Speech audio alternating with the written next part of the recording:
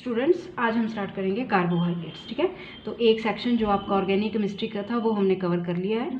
अब जो next section है ऑर्गेनिक केमिस्ट्री का वो है carbohydrates. Carbohydrates very simple topic, सबने पढ़ा है कार्बोहाइड्रेट्स क्या होते हैं। ठीक है, तो जस्ट आपके सिलेबस में इसकी इंट्रोडक्शन, क्लासिफिकेशन और स्ट्रक्चर्स वगैरह हैं, तो वो हम डिस्कस करेंगे। अब सबसे पहले थोड़ी सी इंट्रोडक्शन देखेंगे कि व्हाट आर कार्बोहाइड्रेट्स। तो carbohydrates constitute an important class of compounds like sugar, glucose, starch, cellulose etcetera which plays a vital role in our daily life. They are formed in green plants by process of photosynthesis. सबको पता है carbohydrates कैसे बनते हैं। Carbohydrates बनते हैं photosynthesis से green plants की।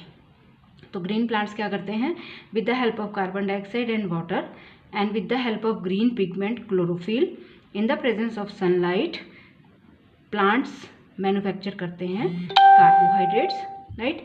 और ये जो कार्बोहाइड्रेट है जो ग्रीन प्लांट्स ने बनाया by photosynthesis, when taken by animals in the form of food, carbohydrates are ultimately oxidised back to carbon dioxide and water with the liberation of energy. ठीक है, ये हुई फोटोसिंथेसिस जिससे प्लांट्स ने अपना फूड मैन्युफैक्चर किया। और जब ये कार्बोहाइड्रेट एनिमल लेते हैं इन द फॉर्म ऑफ फूड, तो दोबारा से ये ऑक्सीडाइज हो जाता है कार्बन डाइऑक्साइड और वाटर को और लिबरेट करता है large amount of energy. It is this energy which sustains life. Carbohydrate provides not only food, you all know, carbohydrates not only provide food but also clothing and other necessity of life such as paper, plastics, photographic films, etc. So these are certain uses of carbohydrates कि food के साथ साथ other necessity जो हमारी daily life की necessity हैं वो भी कार्बोहाइड्रेट्स फुलफिल करते हैं। ठीक है, तो this is the introduction. Next अब है कि क्या होते हैं carbohydrates, how will you define carbohydrates. तो स्टूडेंट्स कार्बोहाइड्रेट्स अगर आप डेफिनेशन देखो इसकी, और कार्बोहाइड्रेट तो आपको नाम से पता लग रहा है, the name carbohydrate means hydrates of carbon, hydrates of carbon. तो पहले ये डेफिनेशन दी जाती थी कार्बोहाइड्रेट्स को कि कोई भी कंपाउंड जो कार्बन का हाइड्रेट है दैट इज कॉल्ड कार्बोहाइड्रेट। तो जनरल फॉर्मूला क्या बना, CxH2O। इसका मतलब कोई भी कंपाउंड जिसमें कार्बन है, हाइड्रोजन है या ऑक्सीजन है वो कार्बोहाइड्रेट होगा। लेकिन कंडीशन क्या है कि हाइड्रोजन और ऑक्सीजन का जो रेशो होना चाहिए वो वही होना चाहिए जो पानी में होता है, दैट इज 2:1 का रेशो, राइट। तो ये है कार्बोहाइड्रेट की जो ओरिजिनल डेफिनेशन थी। The name carbohydrate means hydrates of carbon was originally given to those compounds having general formula CxH2O.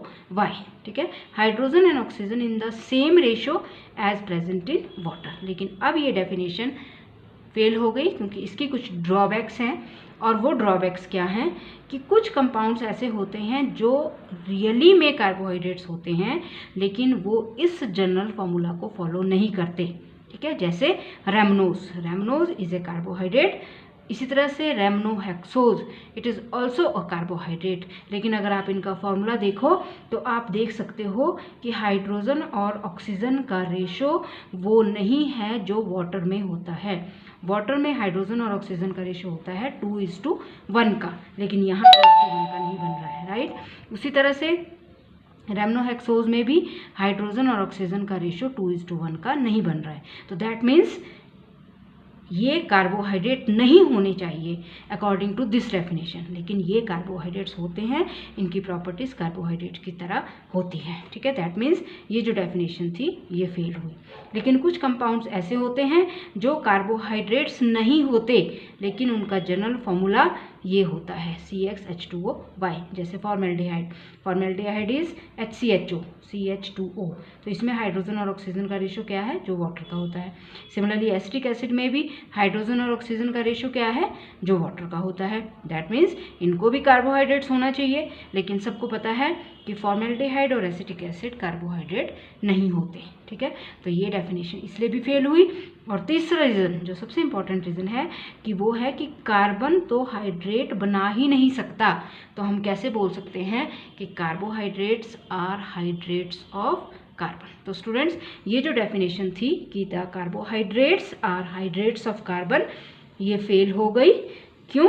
क्योंकि रीज़न मैंने आपको दे दिया कि एक तो कुछ कंपाउंड्स ऐसे होते हैं जो इस जनरल फार्मूला को फॉलो नहीं करते, कुछ कंपाउंड्स ऐसे होते हैं जो इस जनरल फार्मूला को फॉलो करते हैं लेकिन वो कार्बोहाइड्रेट्स नहीं होते, उनकी प्रॉपर्टीज़ कार्बोहाइड्रेट की तरह नहीं होती। और तीसरा रीज़न, कार्बन तो हाइड्रेट्स बना ही नहीं सकता, राइट। तो इसलिए ये डेफिनेशन फेल हो गई। तो जो नेक्स्ट मॉडर्न डेफिनेशन आई कार्बोहाइड्रेट की वो क्या आई, और वो है कि carbohydrates may be defined as, ठीक है, तो ये 3 ड्रॉबैक्स आपकी हो गई, right. Carbon is not known to form hydrates, right.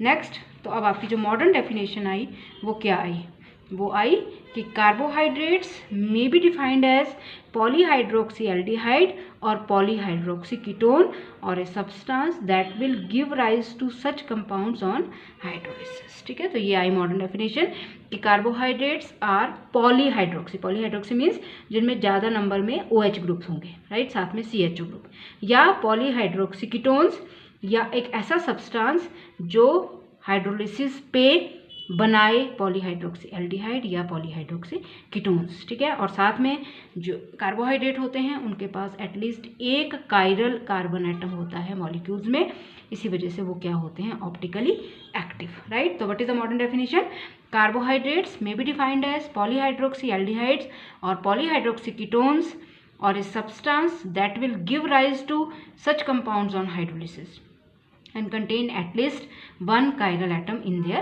molecules. These days carbohydrates are also called saccharides. तो आपने याद रखना है कार्बोहाइड्रेट या saccharide, that is one thing. अच्छा, एक सिंपल सी क्लासिफिकेशन होती है, अब हम क्लासिफिकेशन की बात करेंगे। सिंपल सा वे है क्लासीफाई करने का, sugar and non sugar.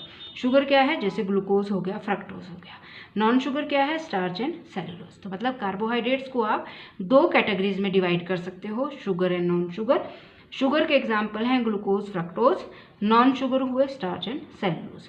Sugar क्या होते हैं, जो क्रिस्टलाइन होते हैं, जो वाटर सॉल्युबल होते हैं और स्वीट इन टेस्ट होते हैं। नॉन शुगर क्या हुए, जो एमॉर्फस होते हैं, इनसॉल्युबल इन वाटर होते हैं और टेस्टलेस होते हैं, राइट। तो ये एक जनरल सी क्लासिफिकेशन है कि sugar and non sugar, right. तो शुगर एंड नॉन शुगर आपने जनरल सा क्लासीफाई कर दिया कि शुगर आप उनको बोलेंगे जिनका स्वीट टेस्ट होगा और जो वाटर सॉल्युबल होंगे और जो क्रिस्टलाइन होंगे। नॉन शुगर आप उनको बोलोगे जो आप एमॉर्फस होंगे, इनसॉल्युबल होंगे वाटर में और टेस्टलेस होंगे। तो एक जनरल सी क्लासिफिकेशन है शुगर एंड नॉन शुगर, ठीक है। एग्जाम्पल्स आपके सामने है, लेकिन जो मेन मोस्ट रेलेवेंट या सिस्टमेटिक क्लासिफिकेशन है कार्बोहाइड्रेट्स की, वो है carbohydrates are classified on the basis of their behavior towards hydrolysis, ठीक है। तो अब हम करेंगे सिस्टमेटिक क्लासिफिकेशन। तो systematic classification is based on behaviour of carbohydrates, ये जिनको आप सैकेराइड्स भी बोलते हो, टुवर्ड्स हाइड्रोलिसिस, और वो है मोनोसैकेराइड्स, ओलिगोसैकेराइड्स एंड पॉलीसैकेराइड्स। बिल्कुल सिंपल। मोनोसैकेराइड्स हुए वो कार्बोहाइड्रेट्स जो सिंपलेस्ट कार्बोहाइड्रेट्स होते हैं, which cannot be hydrolyzed to small molecules, they are called monosaccharides, right। जिनको आप हाइड्रोलाइज नहीं कर सकते स्मॉल मॉलिक्यूल्स में, उनको बोलते हैं मोनोसैकेराइड्स।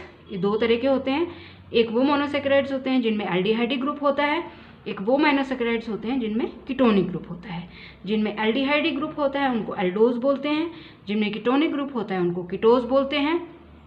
आपने ध्यान रखना है कि कोई भी कार्बोहाइड्रेट जिसमें 3 से लेके 8 कार्बन एटम्स होते हैं, 3 कार्बन से 8 कार्बन एटम्स तक, वो आपके बनते हैं मोनोसैकेराइड्स, राइट।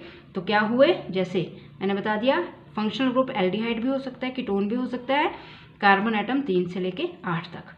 तो अगर एल्डिहाइड फंक्शनल ग्रुप है तो क्या बन जाएगा, एल्डोट्रायोजिस। अगर इसी में कीटोनिक फंक्शनल ग्रुप हो गया तो आप इसको क्या बोलोगे, कीटोट्रायोजिस, राइट। तो एल्डोट्रायोजिस C3H6O3, कीटोट्रायोजिस भी C3H6O3 है, बस फर्क क्या है कि इसमें आपका एल्डिहाइडिक फंक्शनल ग्रुप है, इसमें कीटोन। उसी तरह से एल्डोटेट्रोजिस C4H8O4, तो इसी में अगर कीटोनिक फंक्शनल ग्रुप बन गया तो भी ये वही बनेगा C4H8O4, बस फर्क क्या है कि यहाँ पे कीटोनिक फंक्शनल ग्रुप आ जाएगा, यहाँ एल्डिहाइडिक। तो आपने इसको एल्डो बोला, इसको कीटो बोला। इसी तरह से आप आगे तक जाते रहोगे। एल्डोपेंटोजिस C5H10O5, 5 carbon right, aldehydic functional group, तो आपने इसको बोल दिया एल्डोपेंटोसिस, और इसको आपने क्या बोला, कीटोपेंटोसिस, राइट, रहेगा ये भी वही C5H10O5, राइट। बस फर्क क्या आएगा कि यहाँ एल्डिहाइडिक फंक्शनल ग्रुप, यहाँ कीटोनिक, ठीक है। और उसके बाद लास्ट में जैसे सपोज करो एल्डोहेक्सोसिस, और उसी तरह से 6 कार्बन का अगर कीटोनिक फंक्शनल ग्रुप है तो बनेगा कीटोहेक्सोसिस, राइट। तो एल्डोहेक्सोसिस का एग्जांपल जो सबसे नोन एग्जांपल है दैट इज ग्लूकोज, जो सबको पता है, और कीटोहेक्सोसिस का है फ्रक्टोज। बस फर्क क्या है दोनों में कि इसमें एल्डिहाइडिक फंक्शनल ग्रुप है, इसमें कीटोन, राइट। तो इसको बोला एल्डोहेक्सोसिस 6 कार्बन, इसको बोला कीटोहेक्सोसिस 6 कार्बन, राइट। तो ये याद रखना है कि जो मोस्ट कॉमन आपका मोनोसेकेराइड होते हैं, जो मोस्ट कॉमन, जो आप कॉमनली फाउंड होते हैं, वो पेंटोसिस एंड हेक्सोसिस होते हैं। तो हम इन्हीं को जनरली स्टडी करेंगे आगे भी। Most common monosaccharides are pentoses and hexoses, जिसमें 5 कार्बन और 6 कार्बन वाले हैं। Aldehydic functional group, ketonic functional group, तो aldopentoses, ketopentoses, aldehydic functional group, ketonic functional group, aldohexoses, ketohexoses, right. Next category है oligosaccharides. These are carbohydrates which can be hydrolyzed to yield 2 to 9 monosaccharide molecules, ठीक है। तो ये वो carbohydrates होते हैं जिनको आप हाइड्रोलाइज कर सकते हो, और जब आप इनको हाइड्रोलाइज करोगे तो आपके पास 2 से लेके 9 मोनोसेकेराइड मॉलिक्यूल्स बनेंगे, राइट। डाई, ट्राई, टेट्रा, ठीक है, वो डिपेंड करेगा कि actual number of monosaccharide molecules कितनी है, राइट। तो आप फर्दर डिफाइन करोगे इनको डाइसेकेराइड्स, ट्राइसेकेराइड, टेट्रासेकेराइड्स, डिपेंडिंग अपॉन कि जब आपने उसकी हाइड्रोलिसिस की तो कितनी मोनोसेकेराइड यूनिट्स बनी। अगर डाइसेकेराइड होगा तो 2 मोनोसेकेराइड यूनिट बनाएगा हाइड्रोलिसिस पे, अगर टेट्रासेकेराइड होगा तो 4 मोनोसेकेराइड यूनिट्स बनेगी हाइड्रोलिसिस पे। जैसे डाइसेकेराइड का एग्जांपल है C12H22O11, सुक्रोज, लैक्टोज, माल्टोज। जब आप डाइसेकेराइड को हाइड्रोलाइज करोगे तो आपके पास 2 मोनोसेकेराइड यूनिट्स बनेगी, राइट। सिमिलरली ट्राइसेकेराइड्स, जब आप ट्राइसेकेराइड दैट इज C18H32O16 इसको हाइड्रोलाइज करोगे तो आपके पास 3 मोनोसेकेराइड यूनिट बन जाएंगी, example is raffinose. Similarly tetrasaccharides C24H42O21 that is stachyose, और जब इसको हाइड्रोलाइज करोगे आप टेट्रासेकेराइड को तो आपके पास बनेगी 4 मोनोसेकेराइड यूनिट्स, राइट। तो दिस इज ओलिगोसेकेराइड। ओलिगोसेकेराइड वो कार्बोहाइड्रेट्स होते हैं जिनको जब आप हाइड्रोलाइज करो तो वो मोनोसेकेराइड यूनिट्स बनाएंगी डिपेंडिंग कि उनके पास कितनी मोनोसेकेराइड यूनिट्स हैं, ठीक है। ये हो गया आपके पास ओलिगोसेकेराइड्स, और लास्ट में आ गया आपके पास पॉलीसेकेराइड्स। पॉलीसेकेराइड नाम से पता लग रहा है, these are the carbohydrates which can be hydrolysed to give large number of monosaccharide units, right. और जनरल फॉर्मूला कितना बनता है इनका, C6H10O5N, where N can be any number, right. Example are starch, cellulose, glycogen, ठीक है। तो 9 से ज़्यादा अगर मोनोसेकेराइड यूनिट बनती हैं ऑन हाइड्रोलिसिस तो इस कैटेगरी में आता है पॉलीसेकेराइड्स, राइट। तो ये हो गया इनका जनरल फॉर्मूला। अब आपके सिलेबस में कैरेक्टरिस्टिक्स हैं, फटाफट से देख लो। Monosaccharides are crystalline, sweet and water soluble which can get charred on heating, charring हो जाती है जब आप इनको हीट करते हो। दे कंटेन 1 और मोर कायरल कार्बन एटम, इसलिए इनको क्या बोलते हैं आप, ऑप्टिकली एक्टिव। उसके बाद तीसरा है दे show reactions of aldehydes and ketones, ठीक है। ये है मोनोसेकेराइड की कैरेक्टरिस्टिक्स। नेक्स्ट आ जाओ अब आप डाइसेकेराइड्स की कैरेक्टरिस्टिक्स। डाइसेकेराइड्स भी क्रिस्टलाइन होते हैं, स्वीट होते हैं, वाटर सॉल्युबल होते हैं। मोस्ट का जनरल फॉर्मूला होता है C12H22O11, मॉलिक्यूलर फॉर्मूला मोस्ट, ठीक है। डाइसेकेराइड में एग्जांपल मैंने आपको दिए थे अभी, क्या क्या एग्जांपल बताए थे आपको, जैसे आपका सुक्रोज हो गया, माल्टोज हो गया, लैक्टोज हो गया, right. They are easily hydrolysed, right, in presence of acid और enzymes to yield constituent monosaccharide units. तो इनकी हाइड्रोलिसिस इजिली हो जाती है। और कितनी मोनोसेकेराइड यूनिट बनेगी, 2, राइट। उसके बाद आगे पॉलीसेकेराइड्स। अब ध्यान रखना है polysaccharides are amorphous, they are tasteless, insoluble in water. On complete acidic और enzymatic hydrolysis they change into monosaccharides. और लास्ट में है जो मेन चीज़ आपने याद रखनी है कि ये तो हुई सिस्टमेटिक क्लासिफिकेशन, एक आपने क्लासिफिकेशन की शुगर नॉन शुगर में, ठीक है, जो जनरल सी क्लासिफिकेशन है। दूसरी जो मेन सिस्टमेटिक क्लासिफिकेशन है वो है मोनोसेकेराइड ओलिगोसेकेराइड्स एंड पॉलीसेकेराइड्स। और जो एक और क्लासिफिकेशन है और वो है कि all monosaccharides and nearly all disaccharides. Students आप ध्यान से सुनेंगे, सारे मोनोसेकेराइड्स और nearly all disaccharides except sucrose, ठीक है, सिर्फ सुक्रोज को छोड़ के जो एक डाइसेकेराइड है, बाकी जितने भी डाइसेकेराइड्स होते हैं वो फेलिंग सॉल्यूशन को भी रिड्यूस कर सकते हैं, टॉन्स रिएजेंट को भी रिड्यूस कर सकते हैं। और आई थिंक अगर आपको याद है तो आपको जब पिछली बार ऑर्गेनिक केमिस्ट्री के प्रैक्टिकल कराए गए थे तो आपको ये प्रैक्टिकल करवाया गया था, ठीक है। तो जितने भी आपके मोनोसेकेराइड्स हैं, all monosaccharides and all disaccharides except sucrose, they reduce Fehling solution, Tollens reagent, इसलिए उनको क्या बोलते हैं आप, रिड्यूसिंग शुगर।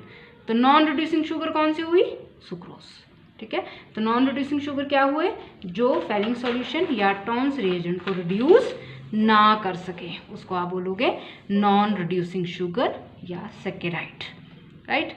उसका नॉमेनक्लेचर देख लेना, आपने याद रखना है कि दो तरह से हम नाम बोलते हैं, एक होता है कॉमन नेम, एक होता है IUPAC नेम, राइट। तो आपने ध्यान रखना है जब कार्बोहाइड्रेट्स की बात है तो हम कॉमन नेम यूज़ करते हैं, IUPAC names are rarely used, जैसे CH2OH, CHOH, CHO, ठीक है। इसका जो कॉमन नेम है वो है ग्लिसरैल्डिहाइड। और IUPAC नेम क्या होगा इसका, 1,2,3 dihydroxy propanal aldehydic functional group, al, right. लेकिन बोलने की बात क्या है, बोलना क्या चाह रही हूँ मैं कि ये जो है CH2OH, CHOOH, CHO, इसको किस नाम से जाना जाता है, ग्लिसरैल्डिहाइड। तो ध्यान रखना है कार्बोहाइड्रेट्स को हम उनके कॉमन नेम से ही जानते हैं, IUPAC names are rarely used, ठीक है। तो मेन आपको मैंने करवा दिया कि कार्बोहाइड्रेट्स क्या होते हैं, ठीक है। Carbohydrates are the compounds which contain polyhydroxy aldehydic या पॉलीहाइड्रोक्सी कीटोनिक ग्रुप, या वो कंपाउंड्स जो हाइड्रोक्सी पॉलीहाइड्रोक्सी एल्डिहाइड या पॉलीहाइड्रोक्सी कीटोन बना सकें ऑन हाइड्रोलिसिस, ठीक है, उनको बोलते हैं आप कार्बोहाइड्रेट्स, ठीक है। तो क्लासिफिकेशन जो सिस्टमेटिक क्लासिफिकेशन है that is monosaccharides, oligosaccharides and polysaccharides. लेकिन जनरल सी क्लासिफिकेशन आप शुगर नॉन शुगर में भी डिवाइड कर सकते हो, इनको आप इनको रिड्यूसिंग शुगर या नॉन रिड्यूसिंग शुगर में भी डिवाइड कर सकते हो, ठीक है। तो ये कार्बोहाइड्रेट्स का है, जस्ट जनरल सा कंसेप्ट किया हमने आज। अब नेक्स्ट हम इनकी प्रॉपर्टीज़ करेंगे, केमिकल प्रॉपर्टीज़, तो वो हम डिस्कस करेंगे अब बाय मंडे। तो स्टूडेंट्स आपने इसके पूरे नोट्स बनाने हैं, मैं आपको सेंड कर दूंगी ये, पहले आपने वीडियो को देखना है, ताकि ऐसा नहीं है कि आप बस सीधे लिखना शुरू कर दो, राइट। जो भी आपको पढ़ाया जा रहा है उसको एक बार समझने की कोशिश करनी है, उसको वीडियो में देखना है आपने, फिर आपको मैं पिक्चर्स भी भेज दूँगी तो आपने इसके नोट्स भी बना लेने हैं। Thank you.